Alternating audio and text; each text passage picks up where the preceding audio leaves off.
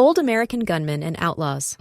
Series: Fisher, John King, 1854-1884. King Fisher, rancher, outlaw, and lawman, was born in Collin County in 1854, the son of Joby and Lucinda Warren Fisher. Just before the Civil War, the family moved to Florence, Williamson County. In 1869, Fisher was accused of stealing a horse after he borrowed it without telling the owner. He was arrested by a posse, but reportedly escaped with the help of the horse's owner, who had decided not to press charges.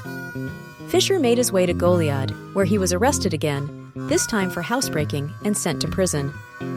After being pardoned 4 months later, he moved to Dimmitt County and established a ranch on Pendencia Creek. The region, known as the Nueces Strip, was a lawless area where cattle rustling was the major industry.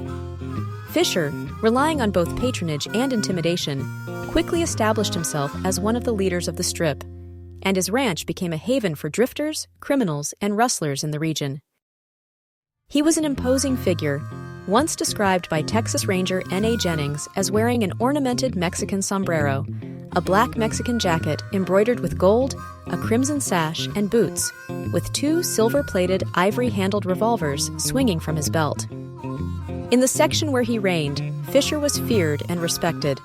A certain road branch bore the sign, "This is King Fisher's road. Take the other." Fisher reportedly placed the sign to distinguish between his private road and the public road, but many at the time viewed it as evidence of the extent of Fisher's power and control. In addition to operating his ranch, Fisher was evidently engaged in cattle rustling in Texas and Mexico, and his escapades led more than once to violence. He was arrested at various times by the famous Texas Ranger Captain Leander McNelly and his successor Lee Hall.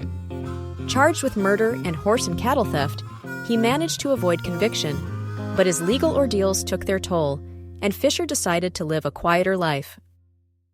He married in April 1876 and later bought a ranch near Eagle Pass. In 1881, he was appointed deputy sheriff of Uvalde County. He became acting sheriff in 1883 after the sheriff was indicted. He turned out to be an efficient and popular lawman and made plans to run for the office in 1884. But on the night of March 11, 1884, in the Vaudeville Variety Theater in San Antonio, Fisher and his companion, noted gunman Ben Thompson, were involved in a shootout brought on by a quarrel between Thompson and the theater's owners. Both Fisher and Thompson were killed in the melee.